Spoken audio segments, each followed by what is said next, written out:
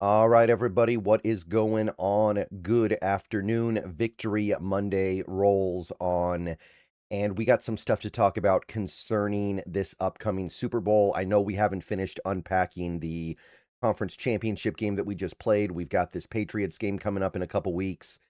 I do want to get into that a little bit. There's going to be a lot of time for the particulars of that game later on in this 2 week process, but since we are now in the day after the conference championship games, I want to talk a little bit about injuries. I want to talk a little bit about some of the things that were sustained by these two teams that are now in the Super Bowl in terms of injuries yesterday. There wasn't a lot, to be perfectly honest. There isn't a lot to note, but we're not necessarily going to get a lot of information from either team this week. So let's go over what we have, and then maybe we'll find something out later this week. I don't know. All right, everybody, before we go any further into the video, I want to take a minute to tell you guys about a wonderful app called Sleeper, a one-stop shop for all your sports needs. You can celebrate and chat about sports in real time with other users. You can get all kinds of scores, sports news, and sports alerts with blazing fast speed. And of course, you can play in fantasy leagues and win real money on picks contests. So enjoy sports with other people in a community. Download the Sleeper app today, and remember to use the promo code SBN, that is SBN, for up to $100 match on your first deposit. And they also have a free $20 entry right now, no deposit required, so pair those two up. Terms and conditions do apply. See Sleeper's terms of use for details. Currently operational in over 25 states and growing. Check out the Sleeper app and have fun with sports this year. Okay, so let's start with the Seahawks side of things. Obviously, there wasn't a lot that came out of yesterday's game. Sam Darnold and Charles Cross are both sore, according to Mike McDonald. So that's not really much of anything. I don't think anybody has ever missed a Super Bowl in the history of the NFL because they were sore. And it makes sense, right? Darnold, he's still got something going on with the oblique. It's less than 100%. Cross was coming off a hamstring injury, a foot injury. He has a couple things going on. He barely practiced last week. Darnold didn't practice in full last week, so you would expect them to be sore, but they've got an extra week to prepare for this next game. Nothing to really be concerned about here. So there's that, which is not really much. I mean, if we're being straight honest, everybody on this team and everybody on the other team is sore after yesterday. That's how football works. That's how this game is played. It is a violent sport, and everybody's sore, but I guess those two guys in particular. Now, as for actual injuries, we've got two coming out of that game right now. And I believe McDonald said that he believes there's nothing major. That doesn't necessarily mean that everybody is just 100% cool, though. So first you got Brady Russell. He's got some kind of a hand injury, and McDonald didn't really offer any particulars. He just said he'll be working through a hand injury. Um, which is actually great news in my book, because my initial thought when the report came out was that his hand was broken. I actually thought I read something yesterday that said Brady Russell broke his hand. If that had happened, he'd probably definitely be out for this Super Bowl and would be looking at a pretty long and fairly concrete recovery path. But apparently it's just a hand injury, which means he has a chance to play in the Super Bowl. Now, I'm not going to act like Brady Russell's one of our most important players. He's not. He barely plays offensively or defensively.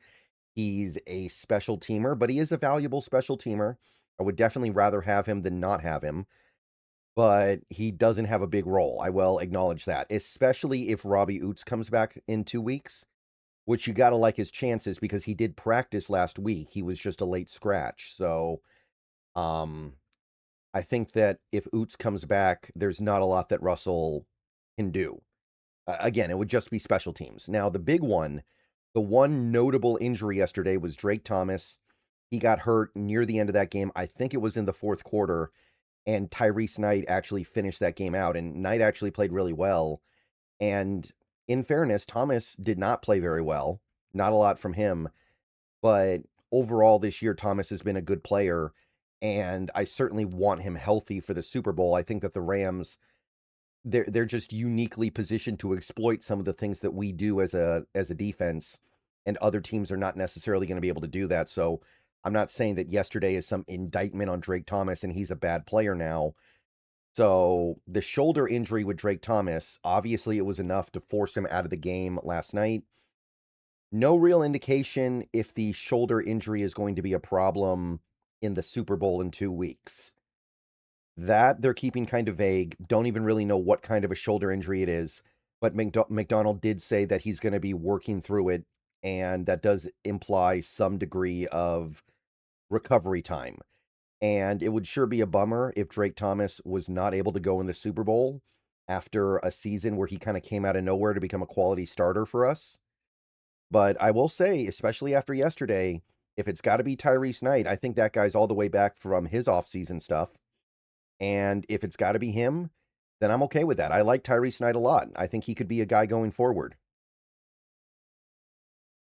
But hoping Drake Thomas is okay. That's the one thing to look out for. So that's your starting outside linebacker. He's kind of an inside linebacker, but it's a little bit complicated with this defense, right? Because they live in nickel. But he's one of the linebackers, basically.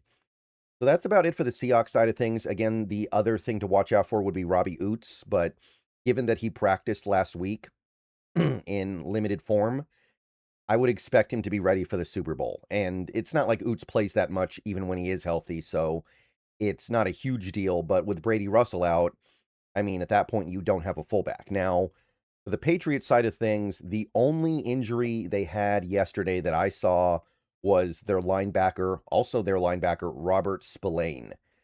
He suffered an ankle injury, although some people said it was a hamstring injury, left the game, did not come back.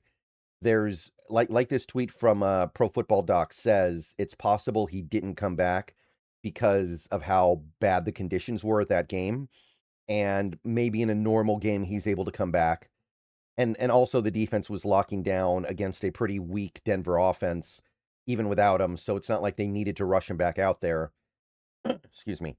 So don't know exactly how to read into that, but it is worth noting that he's dealing with something. And Spillane has been very, very valuable and very, very good and very, very important to that defense this year. He is, I would say, one of their best players. So if there is actually some kind of a problem here, then that's a big one for the Patriots to deal with. In games where they've been healthy, their defense has been pretty remarkable. Granted, they're not playing very good offenses, but they're still posting up some monster numbers. So that's the thing to watch out for over the next couple weeks. The other thing of note here, and this is actually an even bigger one, and I don't know exactly what's going on here. Harold Landry III did not play yesterday. He did not practice all week, and he was declared out on Friday. So that's a big one. Like, you look at the rest of this injury report, everybody else was more or less fine. Everybody else, I think, played. Mac Hollins played. Mapu played. Travion Henderson, of course, he played. They missed a couple of guys that they didn't need. So everything else is relatively healthy when it comes to these Patriots, but Harold Landry III is their best pass rusher. If they do not have him for the Super Bowl, that's actually kind of a crushing blow, and that might not be something they can really recover from. They did it yesterday because Denver's offense is so weak right now, but in the Super Bowl, I don't know if they're going to be able to hang without Harold Landry. So we'll see what happens this week. But that is the roundup of injury stuff as we head into the first of 2 Super Bowl weeks. See you guys later. Go Hawks. Let me know what you think down below. That's all we know right now, and it might be all we know for a while.